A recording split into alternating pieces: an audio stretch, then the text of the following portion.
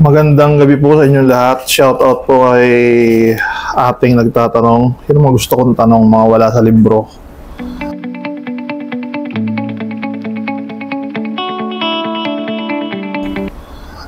Wala sa libro yan, sa protocol yan, ganyan tanong. What if ng hostage, may kutsilyo siya, ikaw na guard, inutusan kanya, pinabababa baril mo, ibigay mo sa kanya, ibibigay mo ba o hayaan mo mapatay niya yung hostage?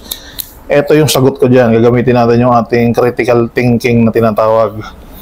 Yung hostage niya, unang-una, wala siyang planong patayin yan. Kasi ang hostage, pag nang-hostage ka ng tao, shield mo yun. Kasi usually, hinahabol siya, hinuhuli siya. So, para siya makatakas, so para hindi siya hulihin nung humahabol sa kanya, gumagamit siya ng tinatawag na human shield. At yun po yung hostage niya.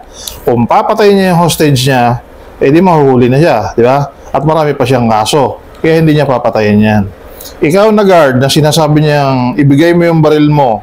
Once na binigay mo yung baril mo, accessories of the crime ka. Madadamay ka sa kaso kasi tatanga-tanga ka ba't mo binigay yung baril mo. So pag may nang-hostage, lumayo ka dyan, hindi mo yung problema. Ano yan? Police matter po yan. Wala yang kinalaman sa iyong property. Lalo na sa, kahit pa nasa loob ng, ng property mo, hinostage halimbawa yung boss mo, hinostage yung kung sino, wag kang makikialam. Ang role mo doon, kordonan yung area, wala makalapit na asosyero, wala makalabas, hindi makalabas sa media, mga ganun po ang gagawin mo dyan. Wag kang magiging negotiator dyan. Hayaan mo mag-negotiate yung iba. Kasi ikaw, may threat ka, wag kang lalapit doon, lalong malalala yung sitwasyon.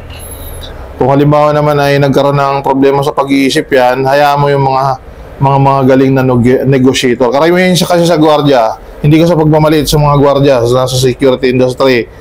Maliban sa mga nag-i-instructor na, nagtuturo na. Yung mga nasa security industry, papuntahin mo sa barilan, pupunta yan.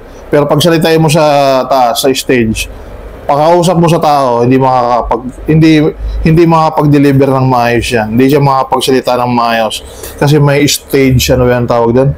Stage fright, natatakot siya magsalita. Pero papuntahin mo sa barilan, papuntahin mo dun sa, sabi mo, may nagbabarilan dun, tingnan mo nga, titingnan niya yun. May kiosyo yun dun. Pero sabi mo, magsalita ka nga dun, ipaliwanag mo yung protocol sa pag-handcuff, magturo ka dun, hindi magtuturo yan, mahihiya yan. Pagpasalitain mo dun, pakeme-keme yan, lalo na kung yung mga nasa mababang level pa ng security. Maliban ba dun sa mga nagtuturo, talaga may background na sa pagtuturo. So yun lang po ang sagot ko dyan. Hindi mo kailangang makialam sa hostage taking at huwag ka ding pahara-hara doon. Wala kang may tutulong doon. Ang may tutulong mo doon, kordonan yung mga osyero na huwag makalapit, maglagay ka ng mga barrier. Pero yung bigyan ng baril yung nang-hostage ay malaking, malaking ekes.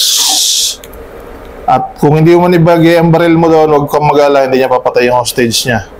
Pinapanakot niya lang yun eh. Ang ingatan mo, ikaw yung ma-hostage. Salamat po, sana nakatulong.